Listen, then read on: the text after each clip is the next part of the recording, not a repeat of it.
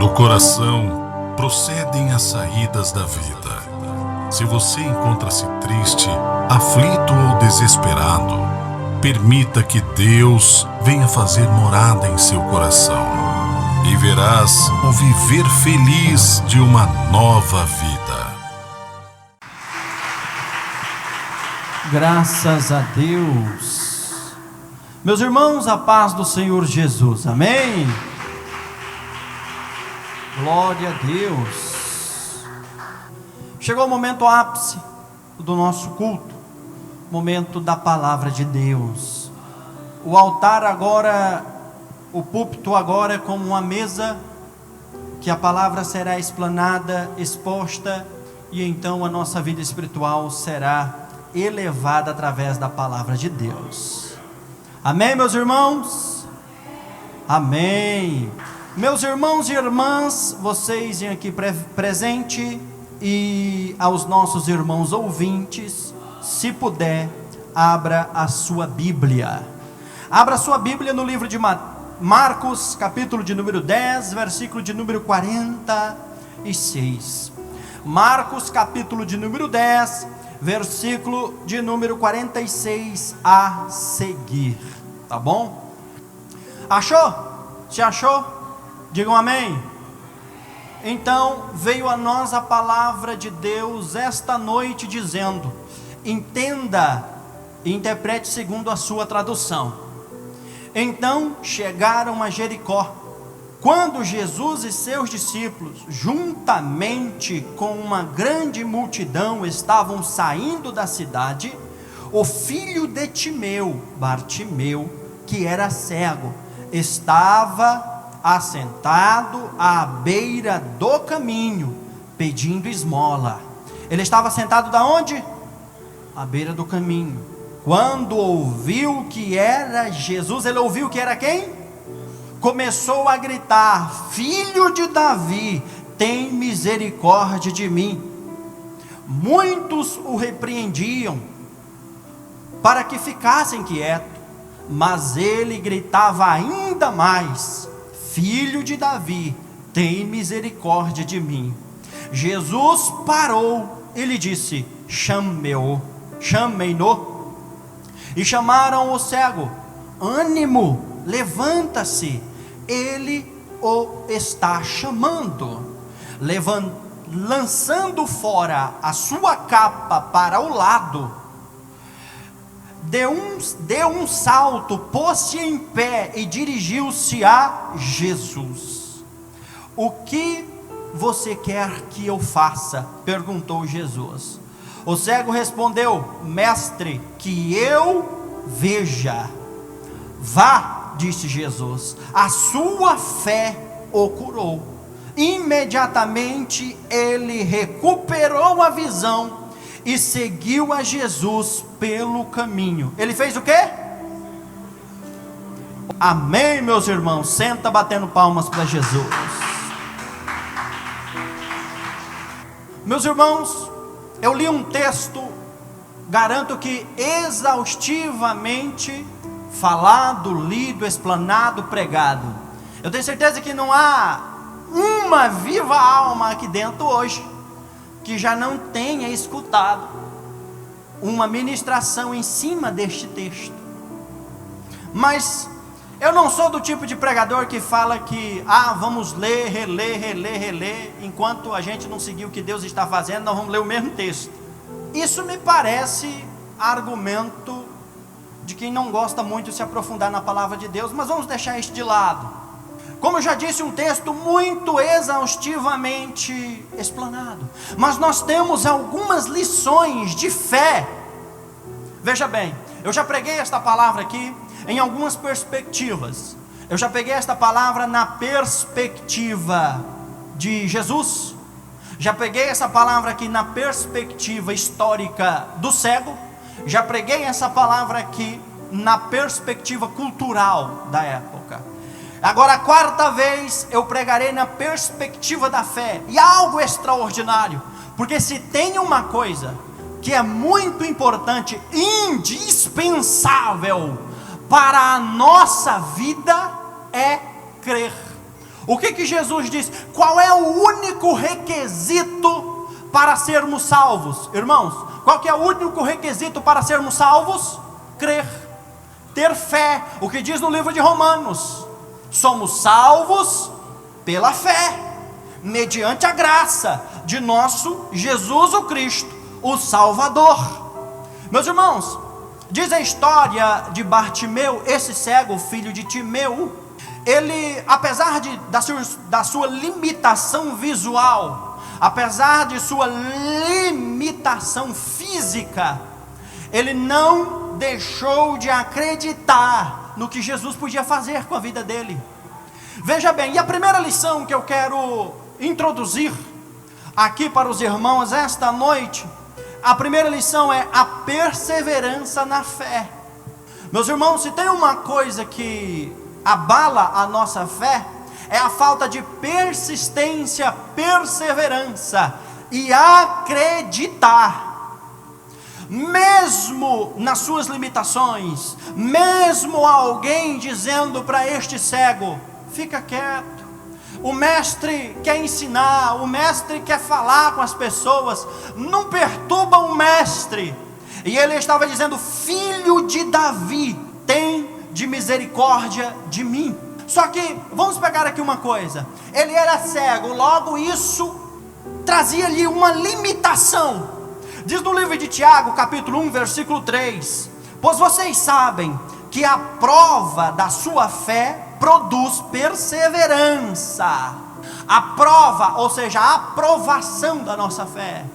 Meus irmãos, eu tenho certeza aqui que não tem ninguém aqui que seja livre de problema. Se tiver alguém aqui livre de problema, que dizer assim: eu não adoeço, eu não tenho dívida para pagar, eu não tenho compromisso, eu não tenho problema, eu sou um camarada, pensa, me ensina a receita que eu quero, pelo amor de Deus, porque todos nós temos problemas. Mas deixa eu te dizer uma coisa: dentro dos nossos problemas, Deus trabalha para fortalecer a nossa fé. O problema não vem para te matar. Aprenda uma coisa, coloca isso na tua cabeça: o problema não vem para te matar. O problema causado, a falta de visão neste cego, literalmente era para ter ele morrido. Na época, era para ele ter morrido. Mas o problema não deu conta de tirar a vida dele. Por quê? Estava marcado na história que ele teria um encontro com quem? Com Jesus. Então a limitação, muitas vezes as nossas limitações não vêm para nos parar, não vêm para nos estagnar, para nos matar, mas vem para nos provar, vem para nos fortalecer. Presta atenção, a nossa fé, meus irmãos, ela é como um grão de mostarda. Veja bem esta comparação, preste muito bem atenção nesta comparação. Se você pega uma lupa, se um grãozinho de mostarda cair no chão, você tem que achar com um microscópio a menor semente.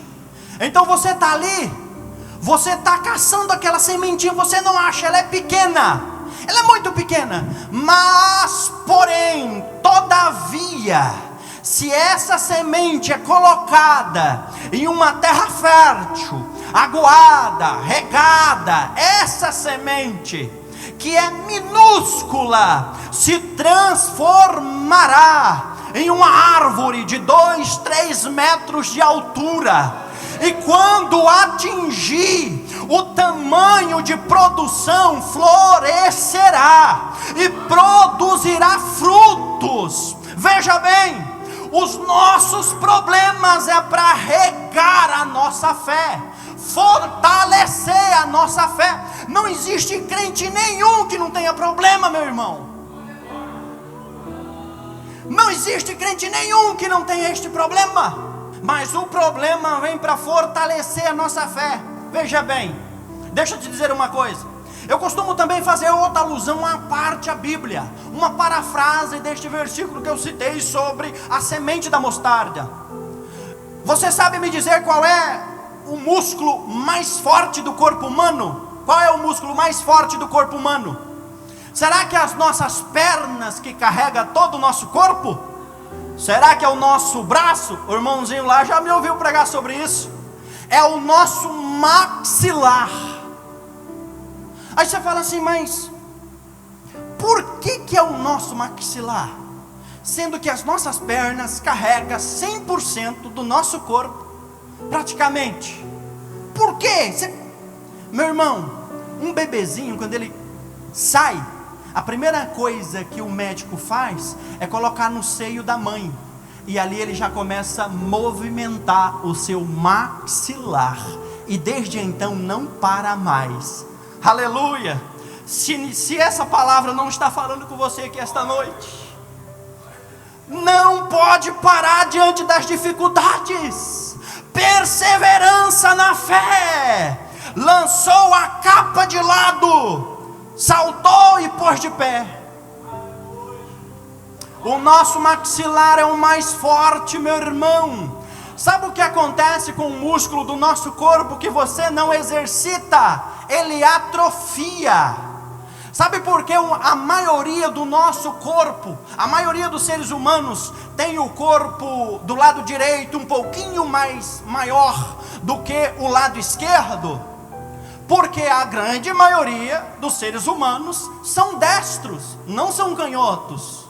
Utilizam mais o braço direito, a perna direita, utilizam mais o lado direito. E aquele lado mais trabalhado será o maior. Então, como eu posso evidenciar a minha fé? Como eu posso diante da dificuldade? Alguém disse, ei, cala a boca. Não, o cego não ouviu o que os outros disse. Mas anteriormente, antes de ouvir, presta atenção nisso aqui. Antes dele ouvir alguém dizer para ele calar a boca, ele tinha ouvido outra mensagem. Qual? Nós vamos descobrir. Lição de número 2: o poder da humildade. Ao chamar Jesus, demonstrou humildade, dependência de Jesus. O cego Bartimeu, quando clamou, filho de Davi, tem misericórdia de mim. Por que ele gritou isso? Porque ele está dizendo, eu sou dependente de ti. A expressão filho de Davi, dentro deste contexto, significa, eu sou teu servo, ó rei, olha para o teu servo.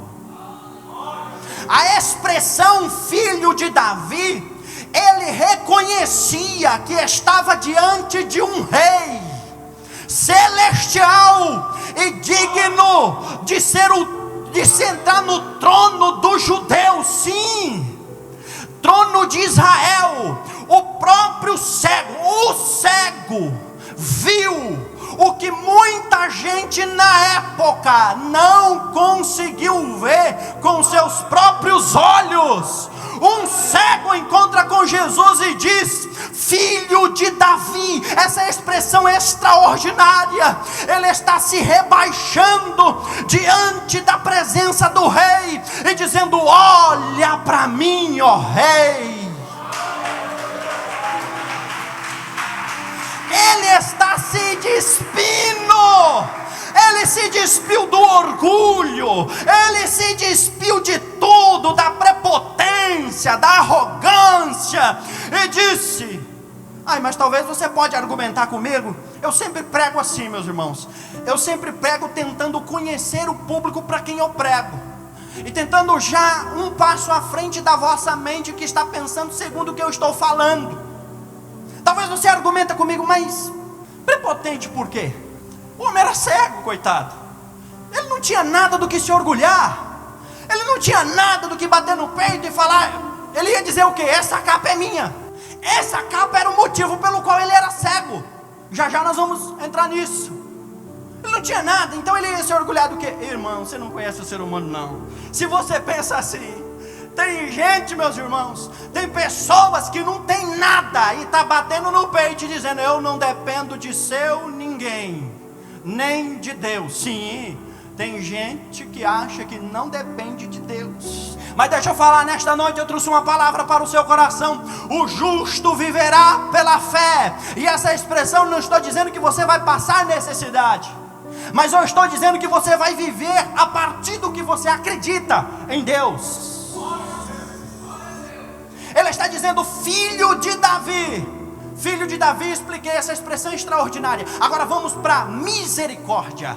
Tem misericórdia de mim. Essa expressão, ela é a junção de duas palavras da origem latina. Tem origem no grego, mas eu escolhi essa origem latina hoje para explanar com os irmãos.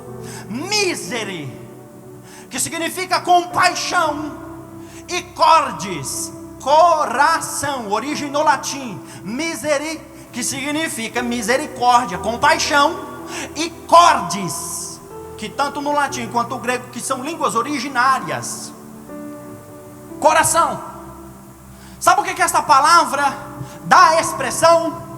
Miseris também vem de miséria, necessitado, o pobre, o que ninguém olha, o rejeitado, o expulso do caminho, colocado no lado do caminho.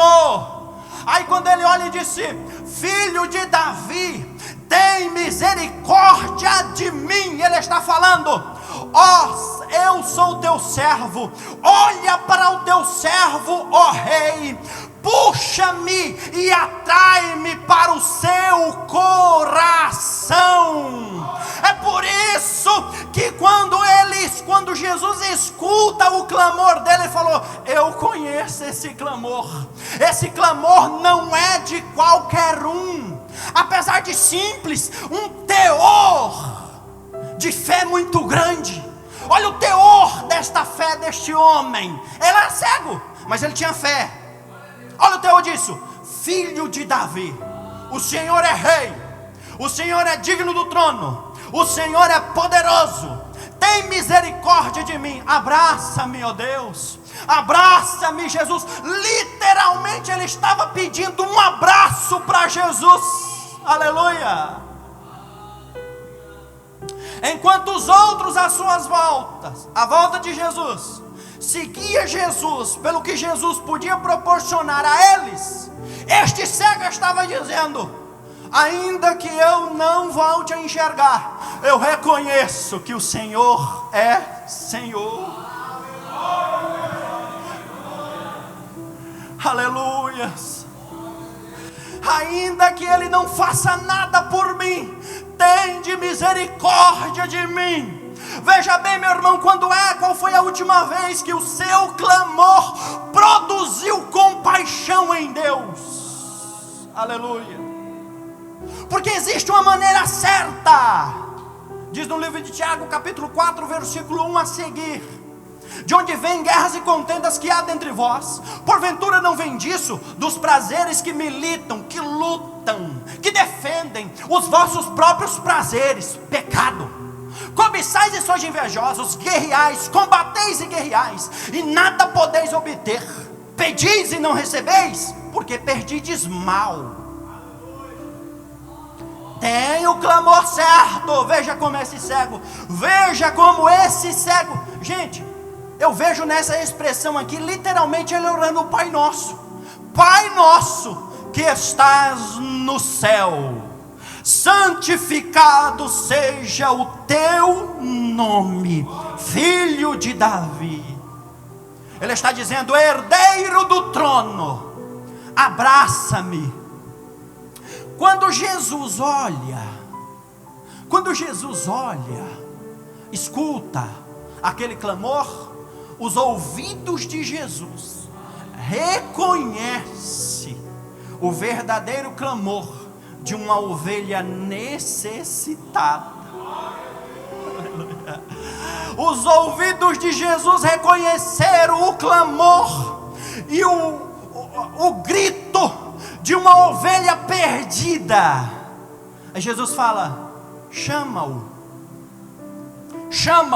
E então entramos na terceira lição, que é a importância da fé inabalável. Vamos lá. Como crer que vai haver milagre em um mundo previsível? Veja bem, você vai no doutor e fala: doutor, o exame já saiu? Está quase saindo, tem que esperar o resultado do exame. O advogado diz: tem que esperar a assinatura do juiz. Não é assim? Não é assim que nós vivemos? Nós não vivemos numa vida totalmente previsível, marcada dentro do tempo. Nós não vivemos pela ponta da caneta do homem. Como eu vou ter fé em um mundo previsível? Que tudo é na hora, agora. Isso deixa os seres humanos mal acostumados. Mas este homem estava cego, mas a provação de sua fé não produziu nele desânimo para abater a fé, mas antes produziu nele uma fé ainda mais forte. Eu fico vendo, meus irmãos, em nosso meio, por que tem pessoas que desistem da vida tão fácil? Por que tem pessoas que desistem do ministério tão fácil? Desiste do casamento tão fácil? Desiste do filho tão fácil? Porque na medida que vai sendo aprovação, que vai aparecendo a aprovação, vai minando ao invés de fortalecendo. Deixa eu te perguntar, qual foi a última vez que você recebeu uma afronta de alguém e você, antes de fazer alguma coisa, tomar alguma atitude, você fechou a porta do seu quarto sobre si, bateu o joelho no chão e buscou: filho de Davi, tende misericórdia de mim. Qual foi a última vez que você utilizou a sua fé? O filho respondeu, bateu o joelho no chão: vamos orar. Isso significa provação de fé, para aumentar a sua fé e não minar a sua fé. A fé dele foi inabalável. Hebreus 11, capítulo 1, Hebreus capítulo 11, versículo 1. A fé é o firme fundamento das coisas que não se veem, mas das coisas que se esperam. Veja bem, nós temos aqui, seria quase cômico, né? Essa situação aqui é quase cômica. Ele era literalmente cego, mas a sua fé não era cega. O seu físico era cego, mas ele não era cego. Eu já vou explicar por que a sua fé não era cego. Ele não era cego. Ora, o firme fundamento das coisas que se esperam e a prova das coisas que não se veem. Aliás, Hebreus 11 verso 1. É literalmente a prova das coisas que não se veem. Por isso que o título da mensagem de hoje é: o cego que viu o que Jesus ainda não tinha feito. Ele ainda não enxergava, mas ele cria que ele ia enxergar. Sabe o que diz, meus irmãos? Isso aqui é extraordinário. Sabe o que diz em Marcos capítulo 11, 24? Portanto eu digo, tudo que vocês pedirem em oração, creiam que já o receberam, e assim o sucederá. Meu irmão, a coisa que mais entristece o coração de Deus é alguém que se diz filho de Deus, bate o joelho no chão e pede bênção e pede prosperidade, e quando se levanta se comporta como um miserável. Pede fé, mas quando se levanta se comporta como alguém incrédulo. Se tem uma coisa que entristece o coração de Deus, é alguém que não acredita.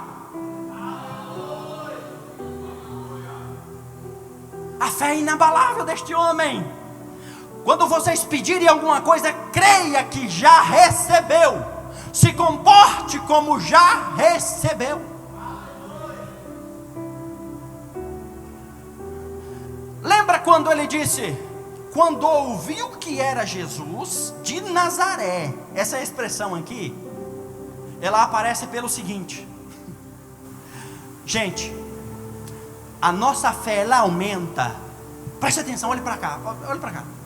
A nossa fé, ela aumenta, robustece, cresce, fortalece pelo que a gente ouve, mas também ela mina, amarela, murcha e morre pelo que a gente escuta.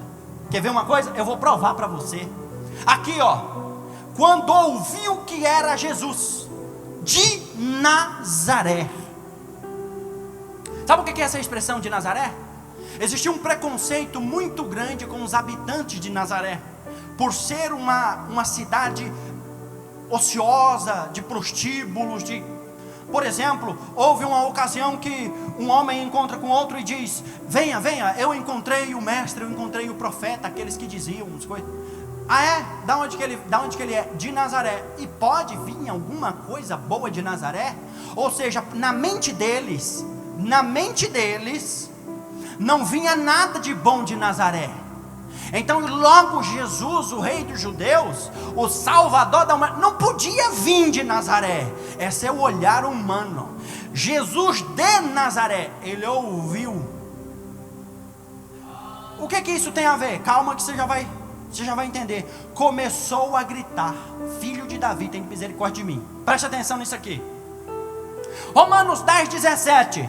Consequentemente a fé vem pelo ouvir, e ouvir a mensagem mediante a palavra de Cristo. Ao invés dele ouvir que Jesus não era uma pessoa boa por vir de Nazaré, ao invés dele ouvir que de Nazaré não vinha coisa boa, ao invés dele ouvir que de Nazaré era uma cidade ruim e que nada poderia vir de bom de lá, ele escolheu acreditar nos que diziam: Jesus ressuscitou o filho da viúva de Naim a semana passada.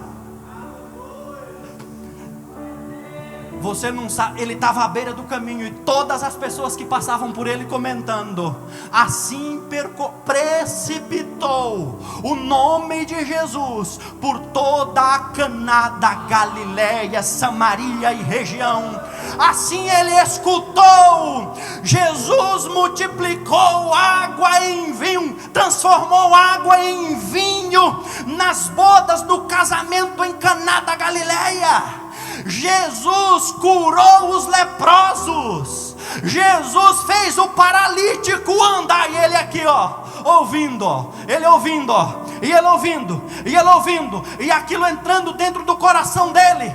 Ele não viu que podia enxergar, mas ele acreditou no íntimo, porque a fé vem pelo ouvir.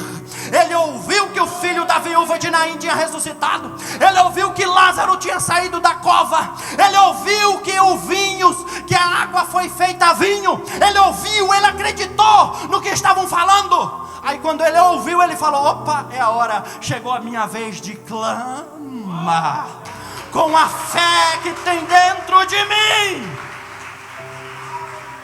Ele ouviu, a fé vem pelo ouvir. A mensagem de Cristo ele ouviu, oh, aleluia. Mas ele não ouviu qualquer coisa. Ele não se alimentou de qualquer bagaça. Ele não ouviu qualquer mentira, não. Ele ouviu a verdade vinda de Cristo. Quando ele ouviu, ele falou: chegou a hora de clamar. As pessoas dizem que ele se proclama o rei dos judeus. O rei dos judeus. As pessoas, talvez eu vou fazer uma conjectura para puxar a sua imaginação. Imagina um cego na beira do caminho e passa dois fariseus. Mas rapaz, que petulância. Além de se proclamar o rei dos judeus, esse tal de Jesus se proclama também o filho de Deus. Que blasfemo. Aí no coração dele ele falando: rei dos judeus e filho de Deus. E aquilo foi entrando: filho de Deus, rei dos judeus. E ele escutando. E tudo que à beira do caminho passava. Só que quando chegou a sua vez, ele fez isso aqui, Mateus 7:7. Peça e será dado, busque e encontrarão, bata e a porta será aberta. Aí ele fez isso aqui, filho de Davi, tem misericórdia de mim. o teu servo está aqui, olha para mim, Senhor. Deus, Jesus, olhou para ele e faz algo extraordinário. Gente, quando eu li isso aqui, eu falei, não é possível não que Jesus fez isso aqui. Se fosse no Brasil, alguém tinha falado para ele assim, o que é que o senhor está pensando? Gente, se você, qualquer um de nós aqui, que formos falar alguma coisa para um cego, e o cego está longe, e você está cercado aqui de pessoas, e você não pode ir lá, você fala assim, busca ele lá para mim, porque é um cego, gente. Mas Jesus falou, chame-o. E a pessoa chegou lá e disse, venha, ele está te chamando. Veja bem, não há sentido. Mas para a fé há sentido. Quando vocês pedirem, se comporte como se já tivesse recebido. Aleluia. Tem muita gente aqui, meus irmãos. Agora eu vou aproveitar para fazer uma aplicação aqui. Não sou nenhum coach não, mas eu não gosto muito dessas coisas não. Mas presta atenção. Muita gente sonha em ser alguma coisa, mas não se comporta como já se fosse. Eu quero ser um advogado, mas anda furando o trânsito, quebrando lei para tudo quanto é lado. Eu quero ser uma autoridade, mas desrespeita a autoridade do outro. Eu quero ser um pastor, mas não reconhece a autoridade pastoral. Como vai ser algo? Não vai, porque não se comporta como. Aprenda uma coisa: se você está pedindo algo, se comporte como já recebeu.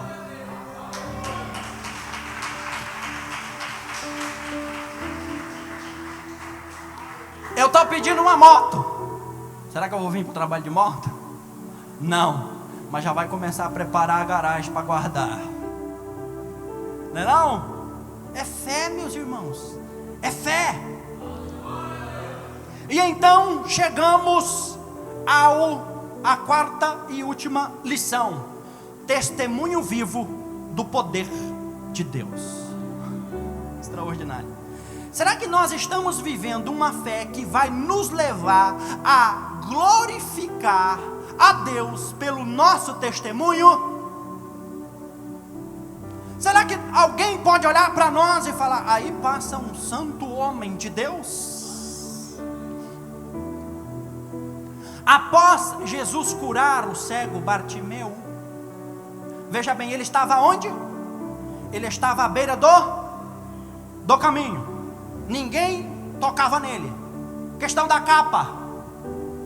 Quando as pessoas olhavam para ele e viam a capa era, não liga para ele. A capa não liga para ele. Eu vou contar um pouquinho da história rapidinho. Filho de Timeu, o nome não é Bartimeu. A expressão Bartimeu é filho de Timeu. Quem era filho de Timeu? Quem era Timeu? Timeu era um guarda, talvez general de uma legião de soldados romanos, que quando ele se aposentou, ele se tornou um revolucionário, talvez entre político e líder, algum líder influente da época. Roma pega ele, tira todos os seus direitos, caça todos os direitos dele, toda a sua aposentadoria tirada, condena o camarada à morte. E na época, as pessoas que fossem condenadas por algum crime contra o Estado romano, toda a sua família também era condenada à morte. Só que alguém interviu na vida deste homem e falaram assim, não, vamos invalidar ele. Por quê? Qual que era o pensamento deles? Se nós matamos, exterminamos toda a família, esse rapazinho pode um dia crescer e se rebeliar contra nós novamente. Invalida ele, arranca os olhos dele aí. Não mata não, mas arranca os olhos dele. Aí o governo pega o menino, arranca os olhos e coloca uma capa.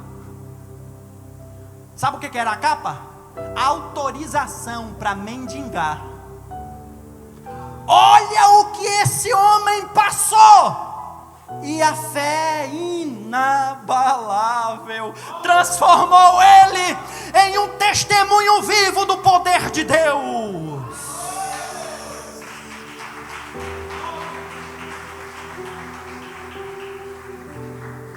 Marcos 16:17, estes sinais acompanharão os que creem, e em meu nome expulsarão demônios, falarão novas línguas. Estes sinais seguirão os que creem. Sabe o que é interessante? Ele recebeu uma autorização para mendigar. Ninguém perturba ele, ninguém olha para ele, ninguém fala nada com ele, pode deixar ele mendigar. E quando ele estava na beira do caminho, que as pessoas viam a capa, metia a mão no bolso, e uma moedinha, ele estava à beira do caminho. Só que quando ele tem um encontro com Jesus, olha para onde ele vai. Imediatamente ele recuperou a visão e seguiu Jesus pelo caminho. Ele estava na beira do caminho. Quando ele tem um encontro com Jesus, mediante a sua fé, ele passa para dentro do caminho e deixa lá no mesmo lugar o que lhe era permitido para pedir esmola. Primeiro ponto, sabe por que ele deixa lá? Porque ele está se comportando como se já tivesse visão, ele deixa lá. Segundo ponto, quando Jesus pergunta para ele assim, isso aqui é literalmente algo extraordinário da nossa fé. Quando Jesus pergunta para ele assim, o que queres que eu te faça? Essa expressão transliterada para o português, nos dá um sentido muito errado de Jesus. Parece que Jesus está chegando para nós e dizendo, o que você quer que eu faça? O que você quiser, eu vou fazer. Eu estou subjugado a você. Mas na verdade o cego já tinha dito, quem é rei aqui é o Senhor, não eu estou debaixo do Senhor. Quem é rei é Jesus. Essa pergunta de Jesus nada tem a ver com algo que você quiser, não. A pergunta de Jesus, o que queres que eu te faça? Sabe o que é? Jesus estava perguntando para o cego desse jeito aqui, tudo bem, você tem fé, você acredita, perfeito, mas só rapidinho para nós seguirmos aqui e eu fazer o milagre. Vamos lá. Você tem certeza que você quer recuperar a visão? Ora, qualquer um de nós que falasse isso, tenho. Mas a pergunta de Jesus novamente não seria essa. A pergunta de Jesus é literalmente isso aqui, As pessoas te dão esmola e você tem o que comer porque você tem essa capa e não tem visão. Se eu te der a visão, a partir de agora, você larga a capa e vai voltar a trabalhar. O que Jesus está falando é, a bênção que vem sobre a sua vida te traz responsabilidade. O que você está pedindo não é algo para crente medroso. O que você está pedindo não é para alguém irresponsável, preguiçoso e desonesto. O que você está pedindo é alguém com ousadia, coragem e fé. Não é para você se comportar como antes. Pede e se comporta lá como era anteriormente. Não e não. Quer receber? Quer, então vai trabalhar. Quer receber? Quero, então tem responsabilidade. Quer receber? Quero, então vai ter que acordar cedo. Quer receber? Quero, então vai ter que cumprir horário. Quer receber? Quero, então vai ter que obedecer. Não adianta pedir visão para Deus e se comportar como se não tivesse visão. Não adianta pedir algo para Deus e se comportar como se não já tivesse. Não adianta. Muitas vezes nos comportamos, meus irmãos, me desculpe a expressão, como achamos que Deus é babá e que crente é bebê. Quer tudo na boca. Deixa eu te falar uma coisa, Jesus estava dizendo, eu vou fazer por você o que você não pode fazer. O que? Vê, você vê. Agora o resto, você faz. O resto você faz. Então ele se transformou em um testemunho vivo do poder de Deus. Último ponto e nós vamos encerrar. Você sabe o que é autoridade? Autoridade é quando o poder encontra legitimidade. Quando o poder não encontra legitimidade, não há autoridade. Mas quando há autoridade, o poder encontra legitimidade. Exemplo, o pastor Ivo está sobre uma autoridade, e essa autoridade lhe confere poder sobre toda a nossa liderança. Ele está aqui. Se ele começar a agir com tirania, o poder não encontra legitimidade, logo ele não é uma autoridade. Entenderam? Entenderam? E o que Jesus disse? Todo o poder foi me dado nos céus e na terra, transformando este homem num testemunho vivo do poder de Deus. A grande questão para nós hoje, meus irmãos, eu espero que você tenha assimilado a mensagem. Não viva como anteriormente. Deus te salvou, Deus te trouxe e te chama como filho, e tem muita gente se comportando como escravo. Sabe qual que é, meus irmãos, a diferença entre o filho do patrão e o empregado? Eu já trabalhei em empresa privada. Já. E sabe qual que é a diferença entre o filho do patrão e o funcionário? O filho do patrão não pede. Ele vai lá, dá uma conversadinha e sobe. O funcionário, se quiser sair 15 minutos antes, tem que pedir. E deixa eu te dizer uma coisa: você não é empregado, você é filho do dono. Você é filho de Deus. E por que é que está clamando coisa que... Não, meus irmãos, força na nossa fé. Se levante em nome de Jesus. Se levante em nome de Jesus como se tivesse fé. Vá, se levante como se tivesse fé. Não. Se levanta como se tivesse fé, meus irmãos. Se levanta como se tivesse fé, pelo amor de Deus. Força nas pernas. Nós somos um povo de fé, meus irmãos. Deixa eu falar uma coisa para vocês. O diabo não tem medo de crente que grita. O diabo não tem medo de barulho. Não. O diabo tem medo de crente que tem fé. Você quer botar o diabo para correr? Acredite, creia, tenha fé na palavra de Deus. Resista ao diabo e ele fugirá de vocês. Persevera na nossa fé. Persevera na vossa fé. Vamos orar, meus irmãos. Vamos fazer um clamor. Vamos fazer um clamor. Dentro dessa mensagem eu quero chamar você que quer pedir perdão a Deus. Você quer pedir perdão a Deus? Quer aceitar Jesus? Se unir à igreja pentecostal, Deus de amor? Quer se reconciliar com Cristo, meus irmãos?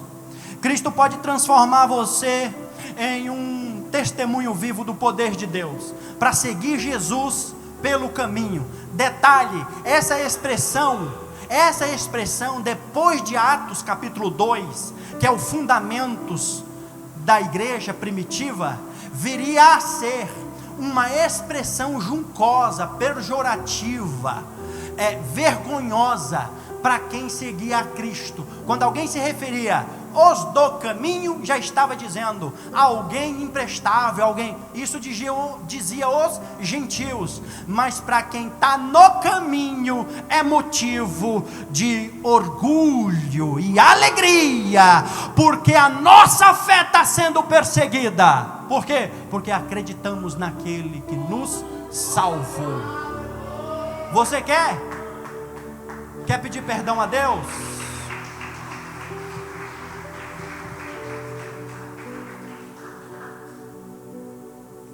Você quer pedir perdão a Deus de algo? Vamos lá. Quer se reconciliar, se unir à igreja pentecostal, Deus é amor? Eu preciso pedir perdão de algo, de alguma coisa. Venha no altar do Senhor. Tenha fé. Não desagrade a Deus, não. Venha, seja você o primeiro. Talvez tem gente falando aí, eu vou se um for o primeiro. Aí lá vem, puxa a fila. Não tem, meus irmãos? Não tem? Mas tem as palmas para Cristo em nome de Jesus. Vamos fazer uma oração, meus irmãos, e despedir os nossos irmãos da rádio. Vamos fazer uma oração e despedir os nossos irmãos da rádio. O apelo também foi para os nossos irmãos da rádio, tá bom, meus irmãos? Em nome de Jesus. A você que aceitou Jesus, se uniu com a igreja, procure uma igreja mais próxima da Bíblia, que pregue a palavra de Deus, que zele, cuide da palavra. que esteja com as suas bases doutrinárias, com seus credos, em cima da palavra, e congregue nela em nome de Jesus. Vamos fazer uma oração. Querido Deus, eterno Pai, Pai de nosso Senhor e Salvador, clama com fé, meus irmãos, pode clamar com fé, clamar alto, grita bem alto. Jesus quer ouvir a tua voz nesta noite, meu Deus e meu Pai, em nome de Jesus. Recebe, meu Deus, este culto esta noite. Recebe, meu Pai, em nome de Jesus, este culto. Em nome de Jesus, Senhor, eu tenho certeza que o Senhor curou pessoas aqui esta noite, renovou a fé de muitas pessoas, meu Pai. Eu tenho certeza, meu Deus, que o Senhor fortaleceu, revigorou, reforçou a nossa fé, aumentou, meu Deus, a nossa fé, para que o milagre aconteça, Senhor. Devolve a visão a quem tem visão, a quem tem cegueira espiritual, meu Deus. Tira a limitação de quem é limitado aqui esta noite. Derrama do teu poder, meu Pai. A sua igreja precisa ter a fé renovada, a fé vivificada, a fé forte, meu Deus. Abençoa, meu Pai, os nossos ouvintes em nome de Jesus. Eu tenho certeza, meu Pai, pela fé, que o Senhor vivificou, restaurou, curou muitas pessoas através desta mensagem. Eu creio, meu Deus, que muitas pessoas virão e contarão o seu testemunho, que serão testemunhos de poder de Deus, em nome do Pai, do Filho e do Espírito Santo do Deus Altíssimo. Amém, amém e amém. Amém, meus irmãos. Bata palmas para Jesus. Do coração procedem as saídas da vida. Se você encontra-se triste, aflito ou desesperado, permita que Deus venha fazer morada em seu coração, e verás o viver feliz de uma nova vida.